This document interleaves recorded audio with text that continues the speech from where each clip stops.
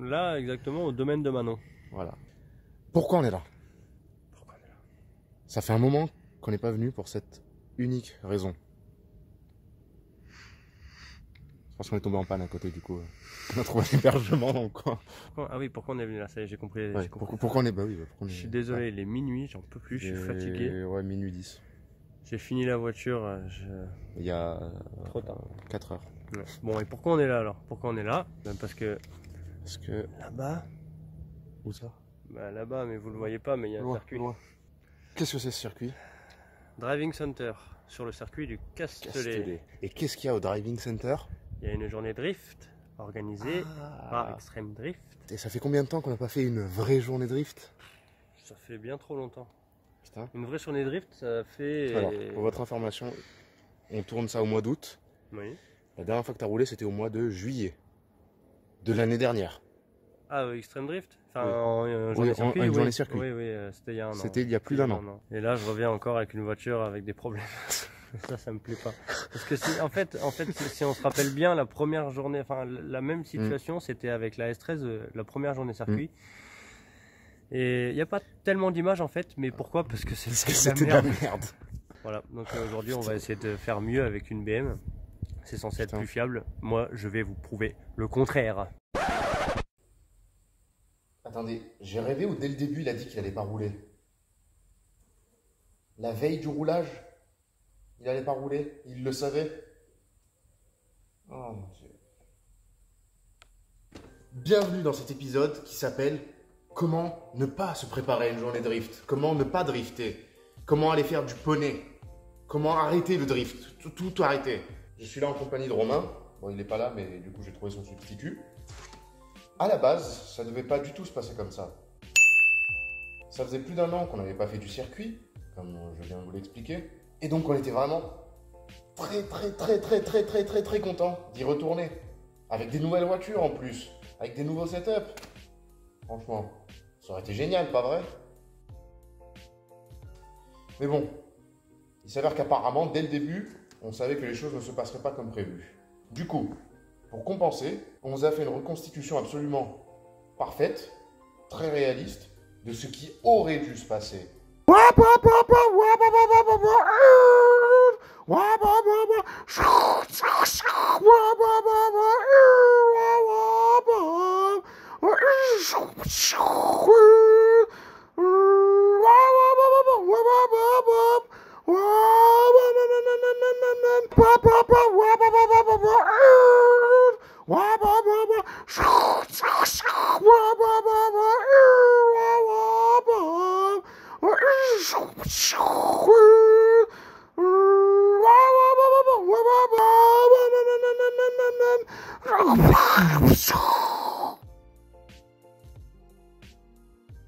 Et à la place, bah voilà ce qui s'est passé.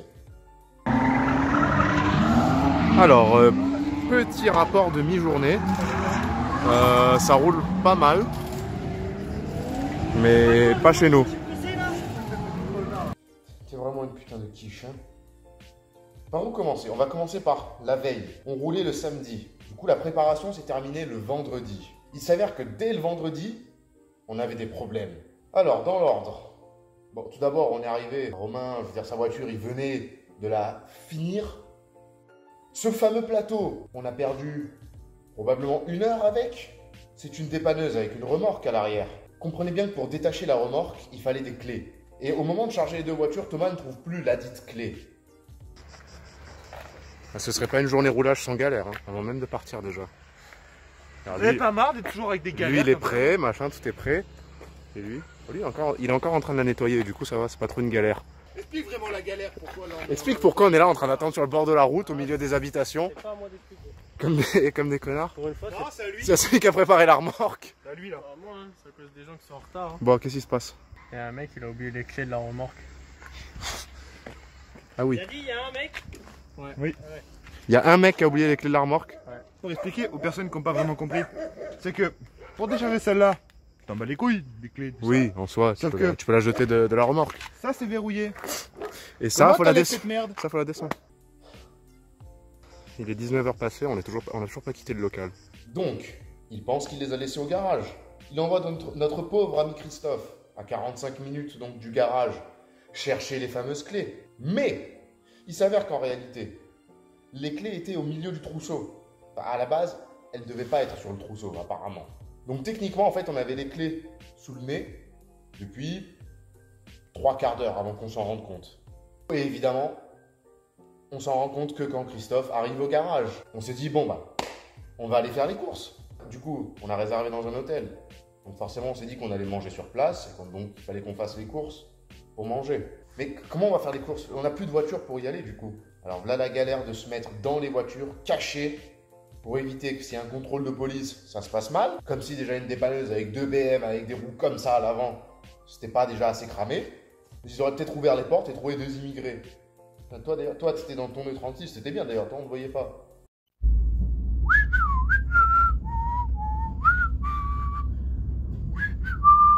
Ça va, Romain? On te voit pas? Moi, j'étais caché, j'étais comme ça, bon bref.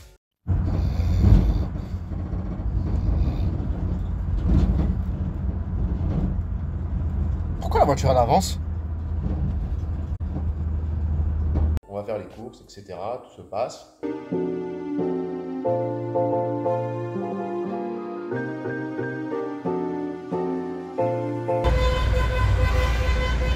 Putain, des vrais gamins.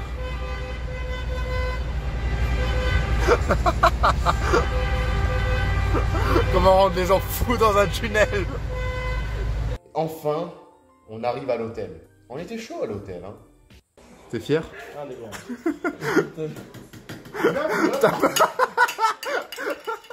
YouTube, en l'espace de 15 secondes, t'es passé d'un mec ma normal à... T'as cassé ta bite. Ça, c'est ma bite. Je veux dire, on était vraiment chaud. Qu'est-ce qui se passe demain? Un skip qui a une cage de nerfs. Ah! Ah, skip. Ah, donc on n'est pas sûr. Il y a du drifting. Il y a du drifting? Il y a du drifting. Et on fait quoi après le drifting? Du drifting. Et après? En fait, ça dépend de lui, du niquage de nerfs, et Ouais. de l'autre qui a la bouche. Bon, vous voyez pas, mais il est quelque part par là-bas. Ça va être Voilà. bon. Donc, un skip entre lui et lui. Entre lui battle. et lui. Mais genre du battle, t'as la... Vous êtes pas... Tu repasses? Il va quoi? Il va quoi? Ah, chialer sa mère. Il va tu vas chialer ta mère à ce qui paraît. Donc, On prend les paris, on va voir la donc fin de la maintenant, vidéo. ce qu'il faut savoir, c'est qui va casser quoi avant l'autre dans qui. Ah, déjà, moi, Je sais pas si t'as compris ce que je veux dire, mais je pense que Ouais. t'as compris. Qui aurait cru que le lendemain ça se passerait comme ça?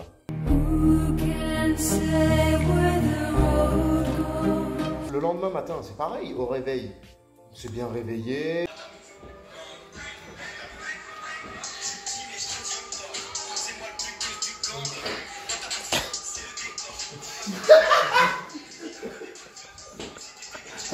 Ça aurait dû bien se passer.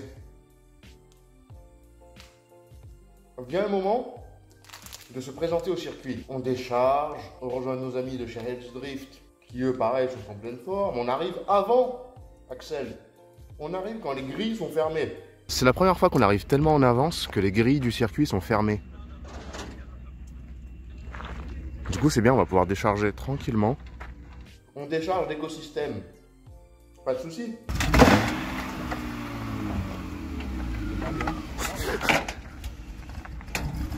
Oh, elle tourne comme une patate.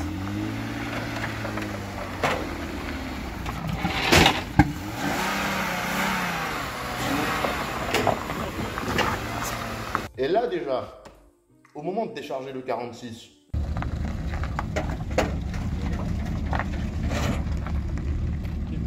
parfait. Bah, plus de batterie. Et on a déjà des problèmes. Heureusement, l'écosystème est venu à sa rescousse. Il a pu démarrer. Tentative avec l'écosystème. Allez, est-ce que ça va démarrer? Yes! Ce bon vieil écosystème. Putain.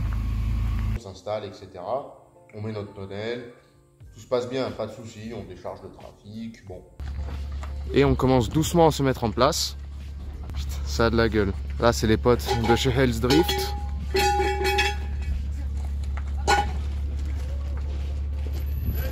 Jusque-là, une journée classique. Tout va bien. Tout le monde est chaud, tout le monde est prêt à partir. On est bientôt prêt à partir. Il y a déjà Thomas qui est parti. Sauf... Évidemment, ce serait pas une vraie session de drift s'il faisait pas de la méca juste avant de partir. Ah bah oui. Pourquoi se simplifier la vie quand on peut se faire chier? Franchement. Sinon, c'est pas assez rigolo. C'est pas assez rigolo. Hein. Faut savoir un truc, c'est que sa voiture, il l'a fini vraiment. Quand on vous dit au dernier moment, c'est vraiment au dernier moment. Et on s'en est rendu compte. Puisque avant de démarrer le roulage, il a commencé à mapper sa voiture. Bon, juste une petite map avant de partir. Et on sera pas mal déjà. On le laisse faire sa petite magie sur son petit PC. Et on va voir notre ami Thomas, qui lui par contre est parti.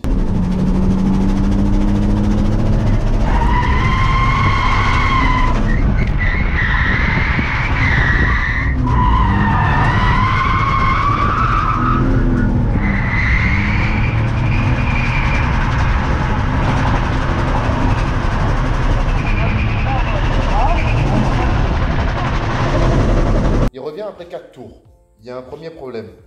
La voiture bloque à 5000 tours minute.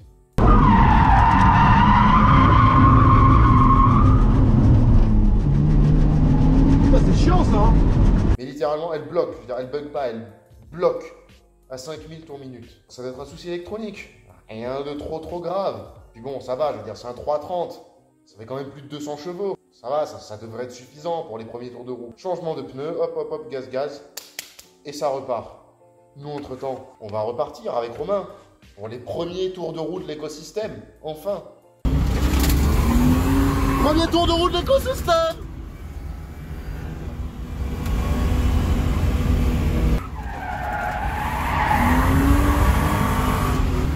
Une voiture qui était dans un putain de champ. C'est parti, on retourne sur circuit après plus d'1 an. 2 putains de tours. 2 tours avant de se rendre compte que la voiture bug. Qu'est-ce que t'as?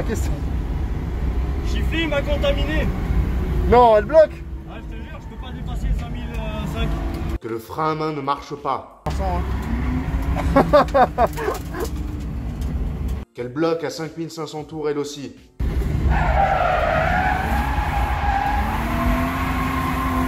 Oh la salope.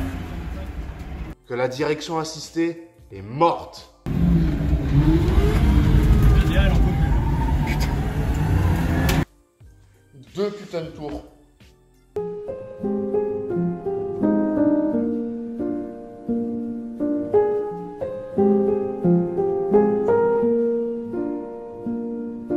Donc retour au stand, Romain plug le PC, etc. Accès aux données de la voiture, au calculo, bon. Il voit ce qu'il peut faire pour corriger ce bug. Et entre-temps, Thomas était reparti rouler avec des beaux pneus, tout beau, tout neuf.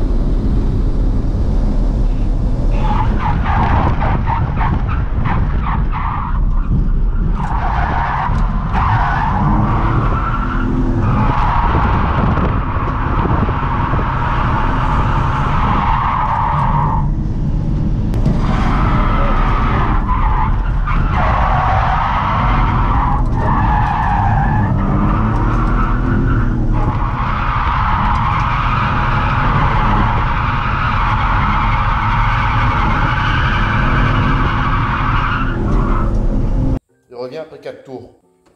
Là, on se dit, ah ouais, non, là, il y a un problème par contre. Devinez quoi? L'embrayage qui explose. Ça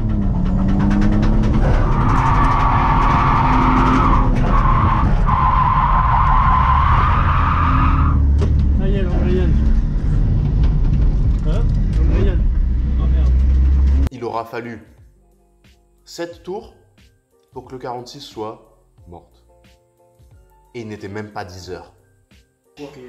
Le quoi? Le point où... Mais il craint rien sur nos 46. Genre tu dis que ça là ça tient genre. Le châssis, l'embrayage. L'embrayage. L'embrayage. Donc vous l'avez compris, De là, la journée, elle commence déjà à vraiment un petit peu mal se passer. Une voiture et demie à 10 heures qui sont mortes avec au total 5 tours peut-être. Donc Romain, après des heures et des heures de trafic sur son ordinateur, à essayer de mapper, bon, il retourne. Et là, la voiture qui va dans le rouge. L'aiguille de température qui va dans le rouge. Deuxième test. Là, j'ai la voiture qui chauffe, tu vois. Déjà la voiture est en train de chauffer. Je crois qu'en fait, on va arrêter le drift. Est-ce qu'on a déjà commencé le drift? Est-ce qu'on a déjà pris part au drift? Je sais pas. Bon, on se dit pas de panique. C'est peut-être Romain qui a fait une mauvaise manip, qui a effacé une valeur qu'il fallait pas effacer. Possible, c'est des choses qui arrivent. Continue à passer son temps sur son PC, à chercher, etc. Et après des heures à chercher, on se dit, bon, c'est peut-être pas une panne électronique, il y a peut-être une véritable panne mécanique. Et là, par contre, c'est la merde. Et en fait, à partir de ce moment-là, la motivation, elle a commencé à faire.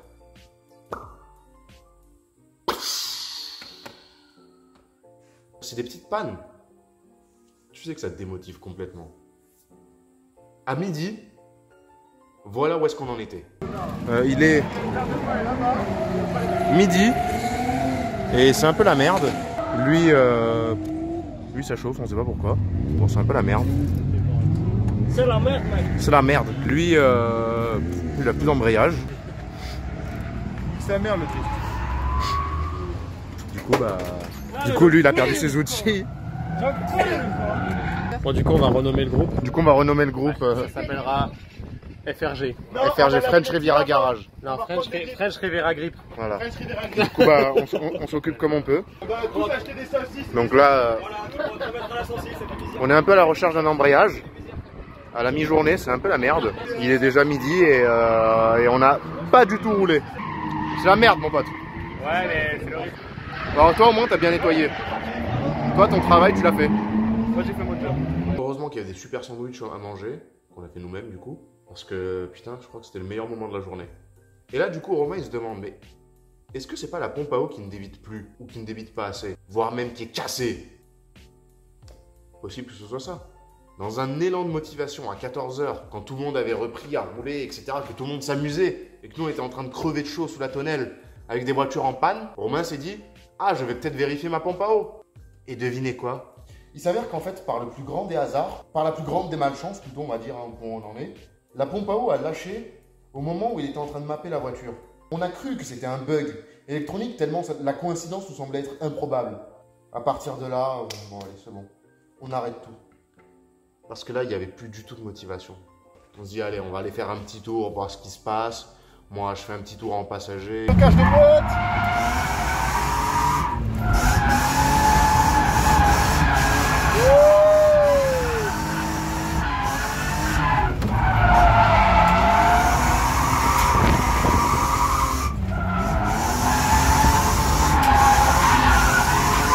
Histoire de me dire, bon, on a quand même vécu un petit peu de drift aujourd'hui. Et il s'avère qu'en fait, à 16h30, on commençait à partir. Et ouais, il s'avère qu'on est rentré un petit peu dégoûté. On attendait de retourner sur le circuit et peut-être que vous aussi, vous attendiez une vraie vidéo roulage, une vidéo où vraiment il y avait des points de vue intérieurs, des points de vue extérieurs, où vraiment on se serait envoyé. Après une journée qui était fatigante d'un point de vue mental, on s'est retrouvé au local, 4 cons, à prendre l'apéro, qui était aussi un moment de détente après une longue journée de merde. C'est la première fois qu'on rentre aussitôt d'une journée roulage. Grave. Non, ça craint. Vous pouvez voir le désespoir dans lequel on est. Oh non, j'ai juste soif. Qu'avez-vous pensé de cette journée? De la merde. Ça résume assez bien la pensée de tout le monde. Ouais, 3 mots, mais clair, net et concis. Du coup, à la base, en fait, on devait faire cette vidéo pour vous montrer comment ne pas vous préparer justement à une journée de drift. Ce qu'il n'arrêtait pas de répéter, c'est qu'il le sentait que ça allait mal se passer. Comme avec la première S13. Même si c'était une BM, que c'était une E36, c'était un moteur qu'il connaissait déjà, un grand tank qu'il connaissait déjà, il le sentait que ça allait mal se passer. Et vous savez pourquoi? Parce qu'il a tout fait à la dernière minute. Je veux dire, il n'a pas arrêté de le répéter avant et pendant la préparation. Il a tout fait à la dernière minute. Ce qu'on veut vous dire, c'est ne faites pas les choses à la dernière minute. Concrètement, il n'a pas eu le temps de tester la voiture. Littéralement, il n'a vraiment pas eu le temps Même pas de se mettre dans une ligne droite et de tirer dessus. Il s'en serait rendu compte du problème. Mais il l'a pas fait. Du coup, ce qu'on essaie de vous dire, c'est bah voilà, préparez-vous en fait. J'ai pas d'autre mot. C'est le meilleur conseil qu'on puisse vous donner, surtout si vous allez faire vos premiers roulages, si vous n'êtes pas trop habitué des circuits et des journées. Ça vous évite en fait d'avoir des emmerdes de dernière minute, des emmerdes à la con. Là, concrètement, c'était pas des casses majeures. C'était des problèmes à la con qui auraient pu être résolus s'il avait fait un essai. Tout ça pour dire que... C'était une journée de merde. Eh ben, c'est une très bonne leçon, voilà. Préparer des voitures à dernière minute, c'est pas une bonne idée. C'est tout. Tout ce qu'il y a à dire. C'est même pas une question de l'avoir bien préparé ou quoi que ce soit. Je veux dire, simplement, s'il avait fait un essai, il se serait très vite rendu compte, je pense, des problèmes qu'il y avait. Rien de tout ça n'a été fait. Si vous débutez, je veux dire, ce serait vraiment con que vous perdiez une journée de roulage au final pour des conneries. Donc, ne faites pas comme nous. Ne soyez pas des abrutis complets. Et vraiment, préparez-vous. Maintenant, la leçon a été retenue. On le saura pour la prochaine fois. On va pas vous le promettre parce que ce serait hypocrite de notre part. Mais on va tout faire pour faire un beau roulage la prochaine session. Et donc, en attendant, bah, tu vas te remettre sur ta caisse. Hein. Allez, hein. C'est parti. À la prochaine.